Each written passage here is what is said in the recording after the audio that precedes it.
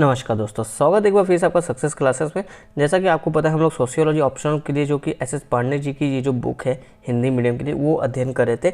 इसमें हमने जो कि भारत में नातेदारी की व्यवस्था चैप्टर नंबर 8 हम लोग देख रहे हैं। अभी तक हमने जो कि 2 पार्ट इसका जो कि वीडियो अपलोड हो चुका है। 2 पार्ट हमने देखो ये सारे टॉपिक कर लिए, खत्म करिए, कह सकते हो इस चैप्टर का आधा पार्ट हमने खत्म कर दिया है।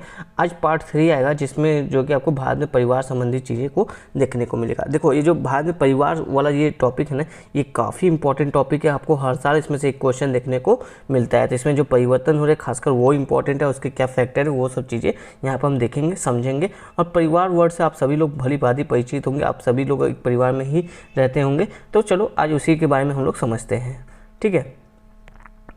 तो यहाँ से शुरू करते हैं। भारत में परिवार, देखो क्या कह रहा है इस बुक में।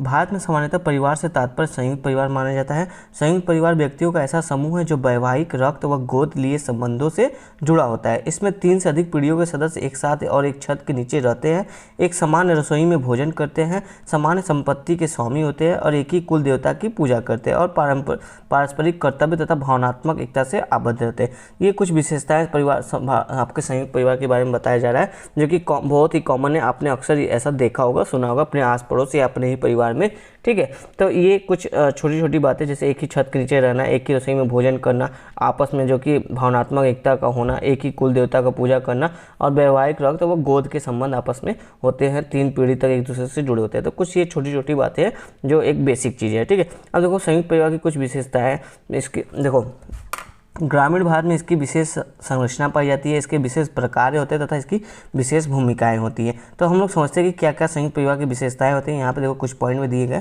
जो कि थोड़ा इंपॉर्टेंट हो जाता है, समझिए। देखिए यहाँ पे कुछ विद्वानों ने संयुक्त परिवार के लिए सामान्य निवास प्रमुख लक्षण बताया। मतलब कि जो भी संयुक्त परिवार होगा उसका एक सामान्य निवास होगा, एक कॉमन निवास होगा, जहाँ पे सभी सदस्य जो कि एक ही मकान में एक साथ रहते हैं। ये संयुक्त परिवार की विशेषता है।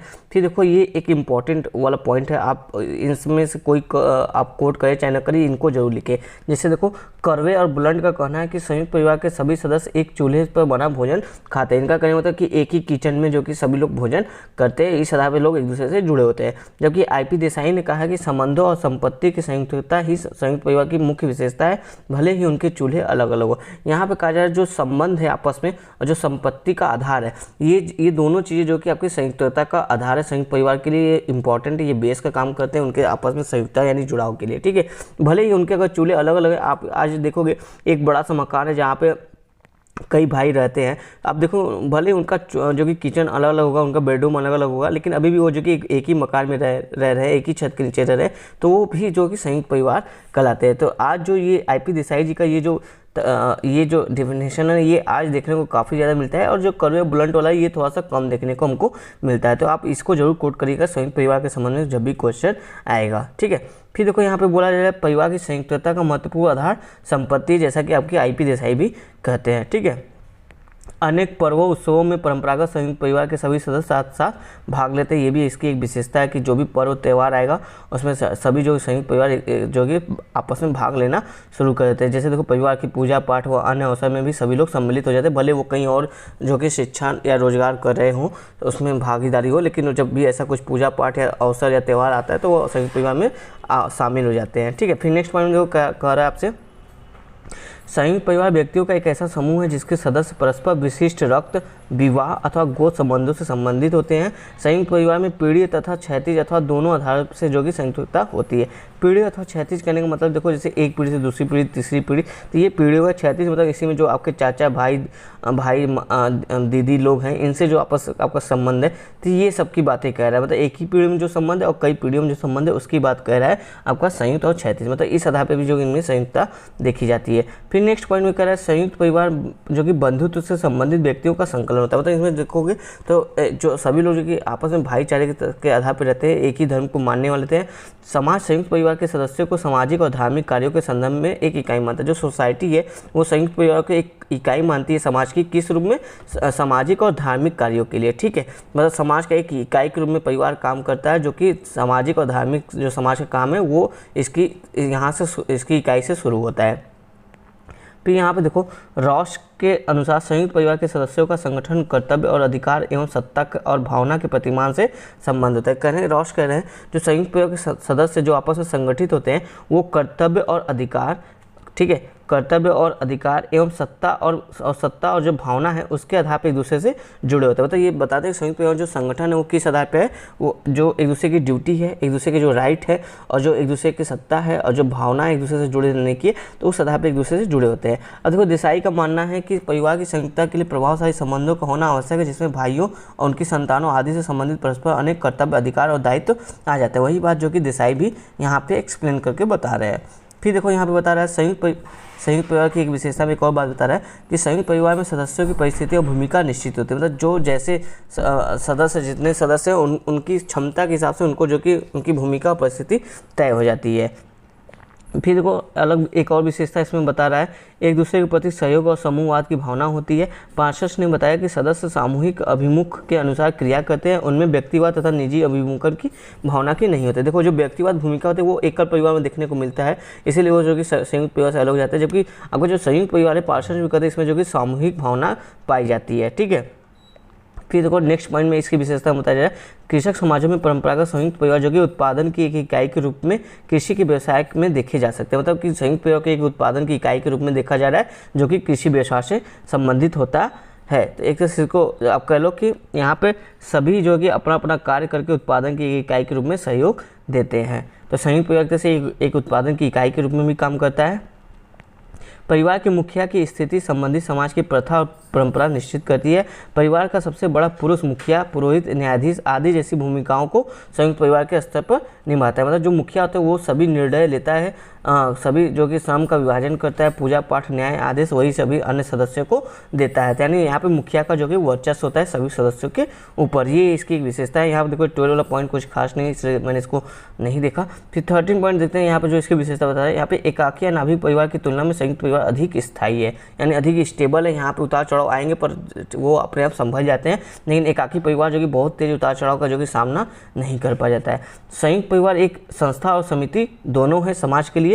सामूहिक, अगर आप देखो आपका संयुक्त परिवार है, इसमें जो कि सामूहिक दृष्टिकोण होता है, अभी हमने देखा, तो सामूहिक दृष्टिकोण के आधार पर इसमें देखो कि एक के लिए सब और एक जो कि सबके लिए वाली भावना इसमें पाई जाती है। मतलब कोई एक व्यक्ति अगर कोई दिक्कत में आ गया तो सब उसके साथ खड़े हो जाएंगे, तो एक के लिए सब हो जाएगा।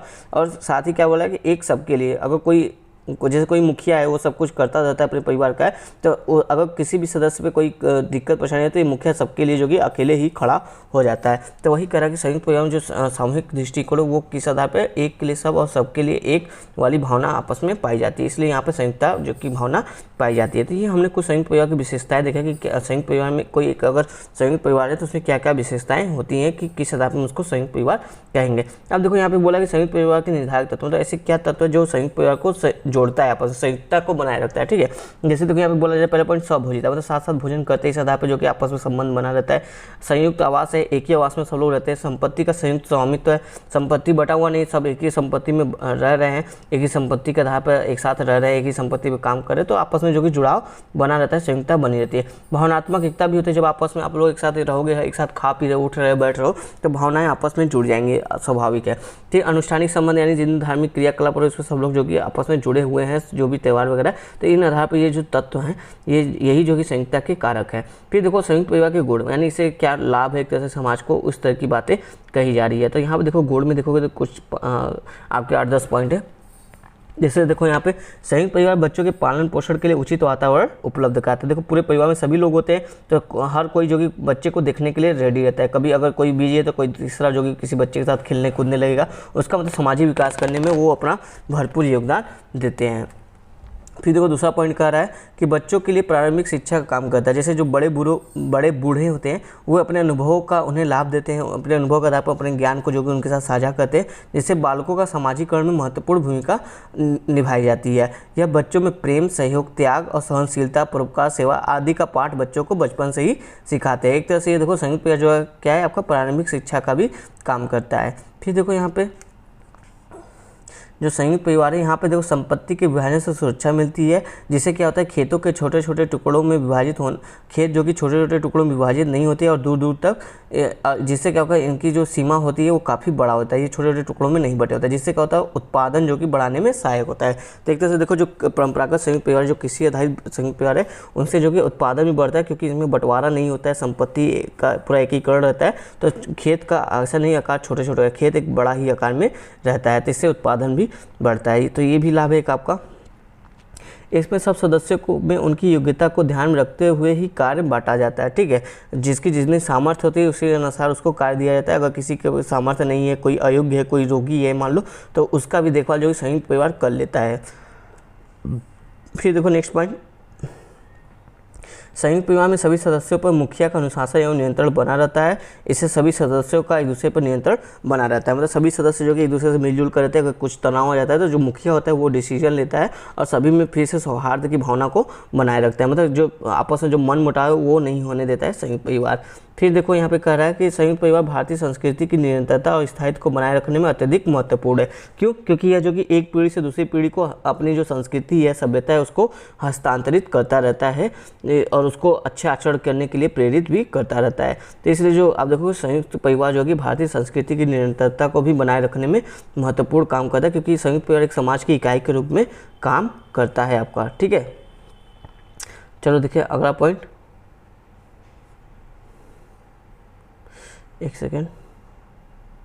नेक्स्ट पॉइंट देखो, यहाँ पे कह रहा है संयुक्त परिवार में यदि किसी की नौकरी छूट जाती है या कोई दुर्घटनाग्रस्त या बीमारी अथवा शारीरिक या मानसिक कारणों से कार्य करने के अयोग्य हो जाता है, तो संयुक्त परिवार उसकी उन सबकी देखभाल करने तथा भरण पोषण करने की व्यवस्था करता है। मतलब अगर कोई ऐसा व्यक्ति जो दुर्घटनाग्रस्त हो गया, बीमार हो गया, वो कमाने धमाने लायक नहीं है, तो संयुक्त परिवार क्या करता है, उसकी पूरी देखभाल करता है, पूरे जीवन भी अगर जरूरत पड़े तो पूरे जीवन भी देखभाल करता है। तो इससे क्या होता है कि सामाजिक सुरक्षा उस व्यक्ति को मिलती है। फिर देखो क्या कह रहा है, संयुक्त परिवार अपने सदस्यों को सामुदायिक जीवन की व्यवहारिक शिक्षा प्रदान करता है, मतलब व्यक्तियों में त्याग, परोपकार, सहयोग, सामूहिकता की भावनाओं को भरता है, जिससे जो कि राष्ट्रीय एकता को प्रोत्साहित मिलता है। यहाँ पे कहने मतलब जो संयुक्त परिवार है वह व्यक्तिवाद को खारिज करते हुए जो कि सामूहिकता की भावना लाता है व्यक्तियों में, ऐसी भावनाओं को पालन पोषण करता है, जिससे क्या होता है एक तरह से राष्ट्रीय एकता की भावना जो कि देखोगे प्रोत्साहित होती है। तो ये सब जो कि संयुक्त परिवार हमने कुछ गुण देखे।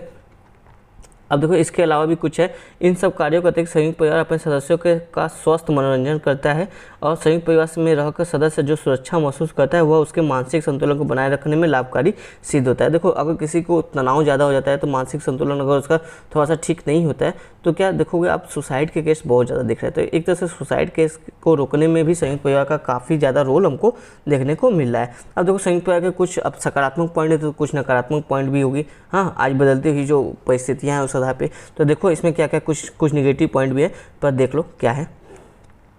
संयुक्त परिवार में बालकों को अपने व्यक्तित्व का समुचित विकास का अवसर नहीं मिल पाता है। निश्चित नियमों के अंतर्गत ही सदस्यों को व्यवहार करना पड़ता है, जिससे उनमें नवाचारी प्रवृत्ति समाप्त हो जाती है। मतलब कि सबके कर्तव्य निर्धारित होते हैं। सबके जो देखोगे संयुक्त परिवार में सबके कर्तव्य पहले पूर्व से ही निर्धारित होते हैं कि कौन क्या करेगा, और उसको नवाचारी जो उसकी प्रवृत्ति होती है उसके इससे उसकी नवाचारी प्रवृत्ति समाप्त हो जाती है केवल एक ही कार्य को करते करते। तो ये इसका जो कि निगेटिव पॉइंट के रूप में बताया जाता है। फिर देखो बोला कि न कमाने वालों का भार भी कमाने वाले पर ही आ जाता है। मतलब संयुक्त परिवार देखोगे सभी लोग जुड़े हुए और उसमें से एक पहले बोला था ना कि एक कमाते थे 10 खाते थे, तो इस तरह की बात थी। तो यानी सबका भार जो नहीं कमा रहे उसका भी भार एक ही लोग पे पड़ा हुआ है। तो इससे जो कि उनकी आमदनी ज़्यादा अच्छी नहीं हो पाएगी, तो जिससे क्या होगा जीवन स्तर जो कि उतनी अच्छी नहीं हो पाएगी। तो इसी तरह की बात कर रहा है। संयुक्त परिवार का स्नेह युक्त वातावरण व्यक्तियों को परिवार में ही बने रहने के लिए प्रेरित करता है और किसी प्रकार का जोखिम उठाने की प्रेरणा नहीं देता है। जैसे आप बोलते हो कि मार्केट में आप देखते हो कोई भी मार्केट है, बिजनेस है, तो उसमें बोलते हैं आप रिस्क लोगे तभी आगे बढ़ोगे। तो वही बात यहाँ पे जो कि रिस्क लेने के लिए जो कि रोकता है और जो कि एक स्नेह युक्त वातावरण में व्यक्तियों को ही बने रहना देता है। मतलब कुछ नवाचार, वही बात है कि नवाचार करने के लिए प्रेरित नहीं करता है। फिर यहाँ देखो आपका नेक्स्ट पॉइंट कर रहा है, संयुक्त परिवार के विभिन्न सदस्यों में कर्ता के पक्षपातपूर्ण व्यवहार को लेकर सदस्यों में मनमुटाव होता रहता है, जो झगड़ों के रूप में प्रकट होता है। मुखिया और युवा सदस्यों के आदर्शों और स्वभाव संबंधी विशेषताओं में अंतर होने के कारण भी समय समय पर झगड़े होते रहते हैं। मतलब जो छोटे मोटे झगड़े मान लो वो एकल परिवार तो वहाँ भी देखने को मिलता है। तो ये ऐसा कोई स्ट्रॉन्ग पॉइंट नहीं है इसके दोष के रूप में, ठीक है। फिर देखो आपको संयुक्त परिवार में प्रभुता संपन्न पुरुषों और मुखिया को ही सब प्रकार के अधिकार प्राप्त होते हैं और स्त्रियों को प्रायः न के बराबर अधिकार प्राप्त। ये देखो काफ़ी इंपॉर्टेंट इसका पॉइंट है, स्ट्रॉन्ग पॉइंट है जो इसका दोष है। यहाँ पे जो स्त्रियां होती हैं उनको जो कि उतने वो अधिकार नहीं दिए जाते, उनके समानता का अधिकार नहीं दिए जाते, उन पे जो कि जितने आप देखोगे अधिकार जो कि जो मुखिया होते हैं या जो पुरुष होते हैं उनमें ही होता है। तो ये इसकी एक नेगेटिव पॉइंट है। नववधुओं को हर समय बड़े बूढ़ों के कठोर नियंत्रण में रहना तथा यंत्रवत व्यवहार करना पड़ता है।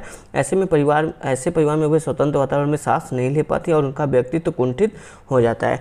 तो मतलब इससे मतलब कि काफ़ी ज़्यादा रेस्ट्रिक्शन होता है। वही जैसे कर लो कि आप भी आज भी देखते हो कि जैसे घूंघट ढेर सारा काटना बड़े बुजुर्ग के सामने, ये सब चीज़ें हैं, बहुत सी सारी चीज़ें हैं जो उन पर काफ़ी पाबंदियाँ होती हैं, जिससे उनको आज के समय में जो आज स्वतंत्रता समानता की मूल्य चलते हैं भारतीय समाज में, तो इस संदर्भ में देखोगे तो उनको जो कि स्वतंत्रता की जो वातावरण है वो नहीं मिल पाता है। तो ये भी एक इसका दोष के रूप में बताया जा रहा है।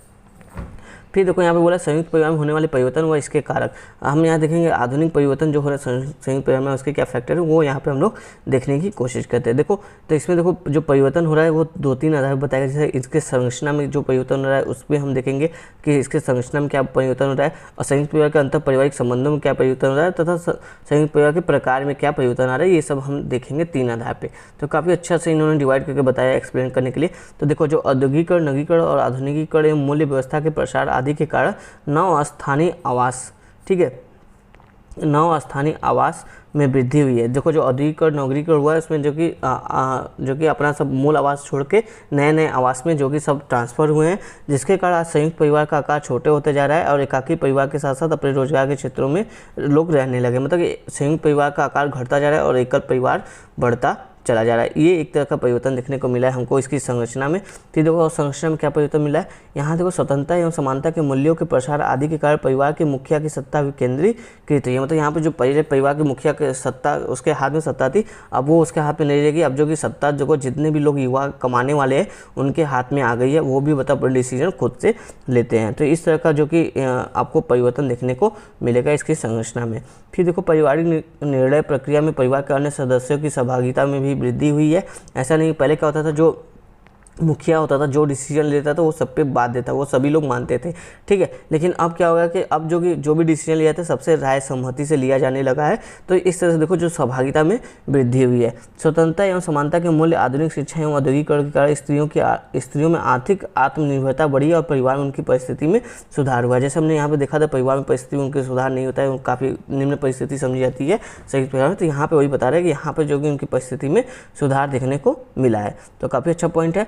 फिर देखो यहाँ पे देखो अवसरों एवं पुरस्कारों का वितरण जो कि सदस्यता के आधार नहीं बल्कि व्यक्ति के गुणों के आधार पे होने लगा। जिस व्यक्ति की जितनी एबिलिटी योग्यता है, जैसे गुण है, उस आधार पे होने लगा। नहीं पहले क्या होता था, जैसे जो आप देखोगे अवसर पुरस्कार ज़्यादातर जो आपका परिवार में जो बड़ा बेटा था उसको ज़्यादा मिलता था, छोटे बेटे को कम मिलता था।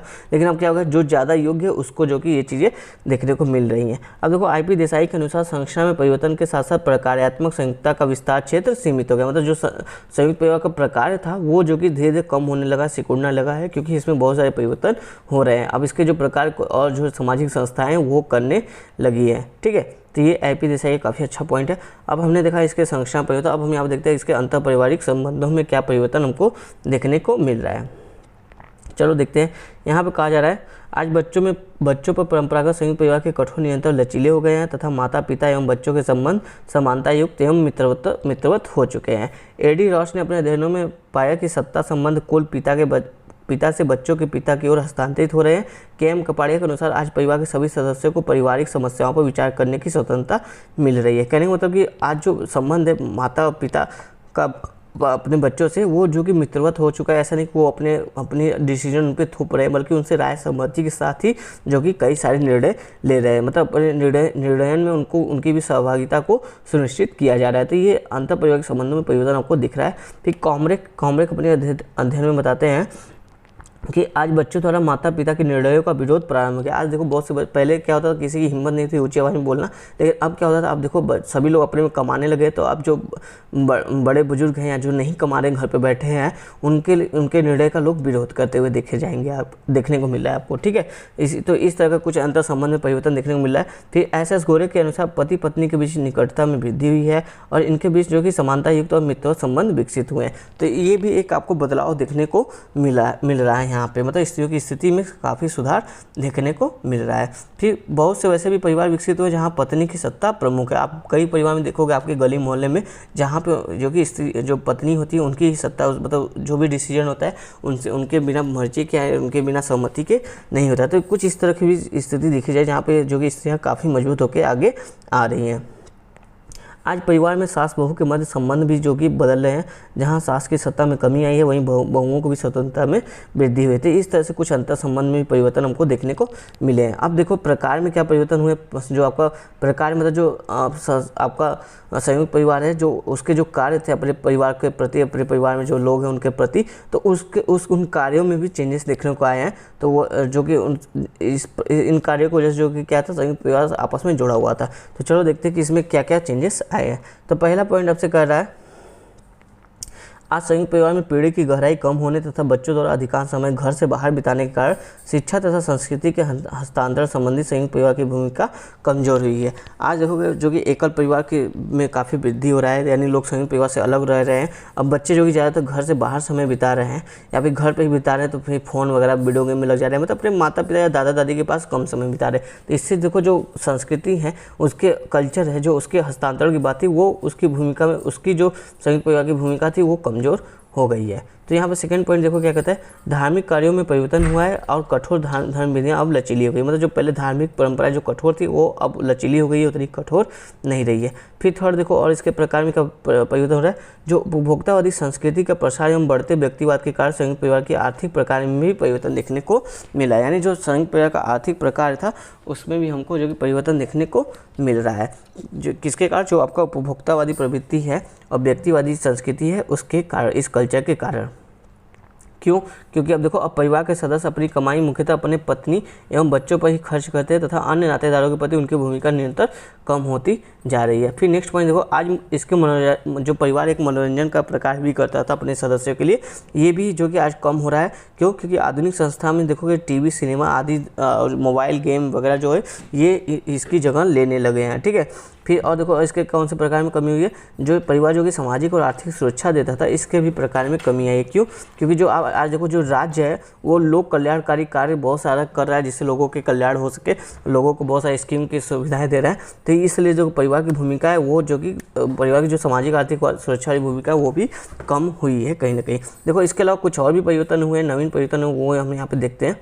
तो देखो काफ़ी डिटेल में काफ़ी अच्छे से यहाँ पे बताया जा रहा है कि जो आपका संयुक्त परिवार है इसमें क्या क्या परिवर्तन हो रहा है। आप इसको जो कि जरूर शॉर्ट नोट बना लीजिएगा इसका। तो चलो देखते हैं कि आज कुछ नवीन परिवर्तन हुए हैं वो क्या है। तो देखो बताया जा रहा है आज विघटित परिवारों की संख्या बढ़ी है, अर्थात पुत्र अपने माता पिता से अलग रहना पसंद कर रहे हैं। ठीक है। उसके अलावा देखो यहाँ पर यद्यपि वे उनके प्रति परंपरागत दायित्वों का निर्वाह करते रहते हैं। आज शहरों में जहां पति पत्नी दोनों कमाने वाले हैं, बच्चों के पालन पोषण आदि आवश्यकताओं की पूर्ति हेतु निकट संबंधियों के साथ रखते हैं। वहीं कुछ दंपति ऐसे भी हैं जो निकट संबंधियों के स्थान पर नौकरानियों या आया से अपना काम चलाना पसंद करते हैं। यानी बच्चों के पालन पोषण के या तो निकट संबंधी को यहाँ छोड़ देते हैं उनको और अपने ऑफिस वगैरह चले जाते हैं, या फिर कुछ आया को रख लेते हैं जो उनके बच्चे का ध्यान रखती है। अब माता पिता भी अपने बेटों से एक शहर में अलग अलग रहते हुए पाए जा रहे हैं। जो पेरेंट्स हैं वो भी खुद अपने बच्चों से दूर रह रहे हैं, एक ही सिटी में पर अलग अलग जगह पर रह रहे हैं और अपने भविष्य के लिए पृथक व्यवस्था की वो प्रयास कर रहे हैं कि हाँ कि आगे से मुझे जो कि अलग ही रहना है। तो अपने वो पहले से इस तरह के प्रयास कर रहे हैं कि मैं अपना कहीं अलग फ्लैट वगैरह ले लूँ और अलग रह लूँ। ठीक है। अब द्विपक्षीय नातेदारी को भी मान्यता मिल रही है, बेटियां भी माता पिता की देखभाल करने लग रही है। पहले क्या था, एक पक्षीय नातेदारी व्यवस्था ज़्यादा चलता था संयुक्त परिवार में, जैसे पिता के पक्ष का ज़्यादा चलता था। अगर कोई लड़की शादी करती तो पिता पक्ष की नातेदारी ज़्यादा थी बजाय कि विवाह पक्ष से संबंधित जो था। लेकिन अब देखो द्विपक्षीय जो नातेदारी भी काफ़ी स्ट्रांग हो रही है। तो ये सारे कुछ परिवर्तन संयुक्त परिवार में हमको देखने को मिले हैं। थोड़ा सा इनके मूल्यांकन में चलते हैं। स्पष्टतः इस तरह से इनकार नहीं किया जा सकता कि भारत में आधुनिकता की प्रवृत्ति ने भारतीय संयुक्त परिवार में व्यापक परिवर्तन को संभव बनाया है, जिसमें भौतिक पृथकवाद प्रमुख है। यानी जो भौतिक पृथकवाद है, यानी जो आपका उपभोक्तावादी प्रवृत्ति है, उसके कारण जो संयुक्त परिवार में काफ़ी ज़्यादा परिवर्तन हमको देखने को मिला है। तथापि यह भी सत्य है कि भौतिक पृथक्करण की प्रमुखता संयुक्तता की भावना को समाप्ति का सूचक नहीं हो सकता है। यहाँ पे देखो A.M. शाह की स्टडी बता रही है जो भौतिक पृथक्करण अभी देखने को मिल रहा है, पर यह भी सत्य कि ये जो भौतिक पृथक्करण हुआ है इसने अभी भी जो संयुक्ता की भावना है उसको समाप्त नहीं किया है। अभी भी सहयोगी परिवार भले एक दूसरे से दूर है लेकिन उनमें संयुक्ता की भावना देखने को मिलती है, ऐसा A.M. शाह की स्टडी बताती है। वर्तमान संयुक्त परिवार से पृथक हो जाने के पश्चात भी सदस्यों में एक दूसरे के प्रति सहयोग और कर्तव्य की भावना यथावत बनी हुई है, परंतु इसका दूसरा पहलू यह भी है कि आज संयुक्त परिवार की संयुक्ता की मात्रा पहले की अपेक्षा कम हुई है। ठीक है, मतलब ये बताया जा रहा है कि जो आज संयुक्त परिवार की मात्रा यानी जो 3 पीढ़ी से लोग एक दूसरे एक ही छत के नीचे रहते थे अब वो कम हो चुकी है। अतः निष्कर्ष के तौर पर हम कह सकते हैं कि भारतीय संयुक्त परिवार में परिवर्तन अवश्य हुआ, लेकिन संयुक्ता का केंद्रीय तत्व कुछ कम ही सही किंतु अभी भी विद्यमान है। हमारे समाज में प्रकारात्मक प्रकार का संयुक्त परिवार तब तक बना रहेगा जब तक यह सांस्कृतिक आदर्श बना रहेगा कि एक पुरुष को अपने माता पिता एवं अल्पायु के भाई बहन की देखभाल करनी चाहिए। मतलब जब तक ये जो कि कॉन्सेप्ट बना रहेगा हमारी संस्कृति में तब तक जो कि संयुक्त परिवार का जो कि कॉन्सेप्ट भी बना रहेगा। अब देखो संयुक्त परिवार के परिवर्तन के कुछ कारक हैं, वो यहाँ पर हम लोग देखते हैं कि क्या क्या कारक हैं। पहला देखो औद्योगिकरण, तो औद्योगिकरण के कारण काफ़ी सारे जो कि संयुक्त परिवार में परिवर्तन हुए, तो हम लोग उनको देखेंगे। कुछ पॉइंट में आप बना लीजिएगा। जैसे देखो औद्योगिकरण में क्या क्या परिवर्तन हुए। जो परंपरागत कृषक संयुक्त परिवार उत्पादन और उपभोग की इकाई थी, औद्योगिकरण के कारण वह परिवर्तित होकर केवल उपभोग की इकाई बन गई है। यानी जो परंपरागत समाज हमारा उत्पादन और उपभोग की इकाई थी, वो औद्योगिकरण क्या हो गया, वो उत्पादन इकाई नहीं रहेगी, अब केवल उपभोग की इकाई बन गई है। ठीक है, अब इसमें आगे देखो, इससे देखो जब देखो उपभोग की इकाई रह गई है, उत्पादन कर नहीं रहा, तो इससे देखो जो नाभिक परिवार यानी एकल परिवार है उसके प्रतिशत में वृद्धि हमको देखने को मिली है। और देखो जो औद्योगिक केंद्रों पर उत्पादन के कारण जो ग्रामों के कुटीर उद्योग थे वो समाप्त हो गया। यानी जो औद्योगिकरण हुआ है उसके द्वारा क्या हो गया है, उसके प्रभाव में जो ग्राम के कुटीर उद्योग थे वो समाप्त हो गए हैं। और औद्योगिकरण के कारण क्या हुआ, जब कुटीर उद्योग समाप्त हो गए तो ग्रामीण व्यक्ति जो कि शहरों की ओर प्रस्थान करने लगे रोजगार के लिए और परंपरागत व्यवसाय को छोड़कर केवल कल कारखाने में काम करने लगे। वस्तु विनिमय के स्थान पर नगद मुद्रा विनिमय ने ले लिया। मतलब कि अब पहले जो परंपरागत कृषि समाज में क्या होता था कि आप एक अनाज देते थे दूसरा अनाज लेते थे, इस तरह की स्थिति थी। लेकिन अब क्या हो गया कि अब पैसों का प्रचलन शुरू हो गया है, जहाँ पे आप वस्तु विनिमय की जगह पर मुद्रा का प्रचलन के आधार पर जो कि क्रय विक्रय कर रहे हैं।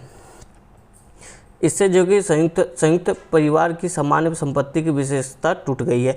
स्त्रियां आप देखो औद्योगिकरण के कारण क्या हुआ है, जो स्त्रियां हैं वो काम करने लगी हैं और संयुक्त परिवार में रहना वो नापसंद करने लगी है। इन सब का प्रभाव संयुक्त परिवार की प्रणाली पड़ रहा है। तो औद्योगिकरण के कारण हमने देखे काफ़ी सारे जो कि परिवर्तन यहाँ पे देखने को मिला है। ठीक है, अब नेक्स्ट पॉइंट देखो। नेक्स्ट पॉइंट करें, नगरीय क्षेत्रों में शिक्षा, स्वास्थ्य, यातायात के साधनों और उपभोग की वस्तुएं आदि सुविधाओं की उपलब्धता के कारण लोग नगरों में रहना अधिक पसंद कर रहे हैं, जिससे क्या हो रहा है, नगरों में आवास की समस्या हो गई है। ठीक है, अब नगरों में आवास की समस्या होने से व्यक्ति या तो अकेला रहता है या फिर अपनी पत्नी या बच्चों के साथ जो कि एकल परिवार की प्रतिष्ठा में वृद्धि कर रहा है। मतलब जो नगरीय क्षेत्र में बहुत सारी सुविधाएं आपको मिलती है, शिक्षा, स्वास्थ्य, यातायात के साधन, तो इन सब के कारण लोग जो कि नगरों में आना पसंद कर रहे हैं। अब नगरों में चूँकि आवास की कमी है तो इसलिए यहाँ पे एकल परिवार में वृद्धि देखने को मिल रहा है। फिर देखो यहाँ पे ब्रिटिश शासन के समय भारतीय पाश्चात्य शिक्षा और संस्कृति के संपर्क ब्रिटिश शासन के समय जो भारतीय पाश्चात्य शिक्षा और संस्कृति के संपर्क में आए, इससे भारतीयों के सामाजिक मूल्य, दर्शन और जीवन का तरीका पाश्चात्यकृत होने लगा। मतलब हम पश्चिमी सभ्यता को अपनाने लगे जो नाभिक परिवार को प्रोत्साहन देने लगा। व्यक्तियों पर भौतिकवाद व व्यक्तिवाद के प्रभाव, स्त्रियों की शिक्षा व समानता की भावना, प्रेम विवाह, तलाक, अंतर्जातीय विवाह और व्यक्तिवादी दृष्टिकोण ने संयुक्त परिवार का विभाजन किया है। तो मतलब जो देखो पश्चिमी की सभ्यता थी उसने किस तरह से प्रभाव दिया है, उसने जो कि स्त्रियों की शिक्षा और समानता की भावना लाकर प्रेम विवाह, तलाक और अंतर्जातीय विवाह को प्रोत्साहित किया है और व्यक्तिवादी दृष्टिकोण को जो कि आगे बढ़ाया है, जिसकी वजह से क्या हुआ, जो संयुक्त परिवार है उसका विभाजन हमको देखने को मिल रहा है। फिर देखो यातायात के साधनों का विकास हुआ। यातायात के साधनों के विकास से क्या हुआ, व्यक्ति जीवन पर्यंत पहले संयुक्त परिवार में जन्म स्थान में ही रहता था, लेकिन जब यातायात का साधन विकसित हो गया तो अब वह संयुक्त परिवार को छोड़कर दूसरे स्थानों पर नौकरी करने जा रहा है, व्यवसाय करने जा रहा है, शिक्षा के लिए चला जा रहा है। फिर जब वो दूसरे स्थान पर व्यवसाय या नौकरी करे, शिक्षा करे, फिर धीरे धीरे क्या करे, वहीं पे रहते वहीं पे एक ज़मीन लेकर, वहीं पे मकान लेकर अपने परिवार को लेकर वहाँ पे शिफ्ट हो जा रहा है। तो इससे भी देखोगे जो यातायात के साधन है, इससे भी देखो तो एकल परिवार में जो कि वृद्धि हमको देखने को मिल रही है। फिर देखो ब्रिटिश सरकार की फूट डालने की जो नीति थी या कानून थी, उसने भी संयुक्त परिवार को तोड़ने का प्रत्यक्ष या अप्रत्यक्ष रूप से काम किया है। कैसे, यहाँ पे देखो हिंदू उत्तराधिकार अधिनियम 1929 ने व्यक्ति को संपत्ति का अधिकार दे दिया, चाहे वह संयुक्त परिवार से अलग रहता। देखो, जो एक संयुक्त परिवार की एक मुख्य विशेषता की संपत्ति पे सामूहिक भावना थी, लेकिन अब जो एक एक्ट अंग्रेजों ने बना दिया हिंदू उत्तराधिकार अधिनियम 1929, इसके द्वारा ये कहा गया कि अगर कोई व्यक्ति संयुक्त परिवार से अलग हो जाता है तब भी उसका जो कि संपत्ति पे अधिकार बना रहेगा। तो एक तरह से इसने क्या किया, जो आपका एकल परिवार है यानी संयुक्त परिवार से अलग होने की भावना है उसको प्रमोट करने की कोशिश की है अप्रत्यक्ष रूप से। फिर देखो यहाँ पे कह रहा है हिंदू स्त्रियों को संपत्ति अधिकार अधिनियम 1939 ने उन्हें संपत्ति में अधिकार प्रदान कर दिया। संपत्ति के बंटवारे के अधिनियम के प्रावधान ने संयुक्त परिवार की आधारभूत विशेषताओं को बदलकर इसे नाभिक परिवार में बदलने की प्रक्रिया को गति दे दिया है। मतलब अब देखो संपत्ति के बंटवारे में स्त्रियों को भी अधिकार दिया गया, तो मतलब अब जो संपत्ति का बंटवारा होगा अब उसके कई सारे छोटे जितनी स्त्रियाँ होंगी जितने लड़के होंगे सब में जो कि डिवाइड होगा, तो जो संपत्ति का आकार है वो छोटा हो जाएगा। इससे देखो जो उत्पादन जो होता है पहले ज़्यादा होता था अब वो कम हो जाएगा क्योंकि आकार छोटा हो गया है भूमि का। तो ये भी जो कि ब्रिटिश सरकार की जो एक कुछ नियम कानून थे उसके आधार पे जो कि आपको देखने को मिलेंगे। साथ ही हिंदू उत्तराधिकार अधिनियम 1956 आज़ादी के बाद जो बनाया गया, इसमें परिवार में महिलाओं की चाहे वो पुत्री हो, पत्नी हो या माता हो को पारिवारिक संपत्ति का अधिकार दे दिया गया। इसके कारण भी संयुक्त परिवार में परिवर्तन हो रहा है, यानी स्त्रियों को भी स्वतंत्रता दी गई, स्त्रियों की आर्थिक स्थिति मजबूत हुई है इससे। तो जिससे क्या कि स्त्रियों की जो निर्णय भूमिका वो भी जो कि बड़ी है संयुक्त परिवार में। तो ये सब सारे चेंजेस जो कि हमको संयुक्त परिवार में देखने को मिल रहे हैं, ये सब कुछ फैक्टर हैं। आगे देखो, पारंपरिक रूप से सामाजिक सुरक्षा का कार्य संयुक्त परिवार का ही था। आज सरकार की अनेक योजनाओं द्वारा व्यक्ति को सामाजिक सुरक्षा प्रदान की जाती है, जैसे बीमा योजना, भविष्य निधि कोष, कर्मचारी क्षतिपूर्ति कानून और पेंशन आदि। इससे जो देखो नाभिक परिवार में वृद्धि हुई है। तो मतलब जो गवर्नमेंट स्कीम है, कल्याणकारी जो स्कीम है उसके द्वारा भी नाभिक परिवार में वृद्धि हमको देखने को मिल रहा है। फिर देखो नेक्स्ट पॉइंट, पहले संयुक्त परिवार अनेक परंपरागत कार्य करता था, जैसे शिक्षा, मनोरंजन, कपड़ा, भोजन, व्यवसाय, खाने पीने की सामग्री आदि की व्यवस्था पहले संयुक्त परिवार करता था। अब यह अन्य समितियों द्वारा हस्तांतरित हो, जैसे देखो कई NGO हैं जो आपके मनोरंजन के साधन करते हैं, भोजन, कपड़ा, आवास और हेल्थ की सुविधा कराते हैं। ठीक है, तो आज व्यक्ति संयुक्त परिवार पर निर्भर इन सब चीज़ के लिए नहीं रह गया है। तो वही बात करें, ये भी जो कि संयुक्त परिवार को प्रभावित कर रहे हैं। फिर देखो और क्या चेंजेस का फैक्टर रहा है संयुक्त परिवार में चेंजेस होने का। संयुक्त परिवार में अनेक सदस्य साथ साथ रहते हैं, उसमें परस्पर झगड़े, मनमुटाव व कहासुनी होते रहते हैं। इन झगड़ों से बचने के लिए लोग जो कि अलग घर बनाकर पसंद करते हैं, मतलब अलग घर बनाकर रहना पसंद करते हैं। देखो ये भी एक काफ़ी इंपॉर्टेंट फैक्टर, ये आपको ज़्यादा देखने को मिलेगा आज। महिला आंदोलन ने स्त्रियों में जागृति पैदा की है, जिससे वह स्वयं के अस्तित्व को समझने लगी है, वे शिक्षा ग्रहण करने लगी है, व्यवसायों में आने लगी हैं, स्वयं के शोषण के प्रति जागरूक हो गई हैं, प्रेम विवाह करने लगी हैं। वे संयुक्त परिवार के नियंत्रण के कारण अब इसमें रहना पसंद नहीं करती है। परिणामतः इससे नाभिक परिवारों की संख्या में भी वृद्धि हुई है। तो ये कुछ फैक्टर थे जहाँ हमने देखा कि संयुक्त परिवार में क्या क्या कारक थे जिससे संयुक्त परिवार में बदलाव हमको देखने को मिल रहा है। काफ़ी डिटेल में यहाँ पे हमने देखा और समझा। उम्मीद आपको समझ में आया होगा। चलते हैं अपने नेक्स्ट पॉइंट की तरफ।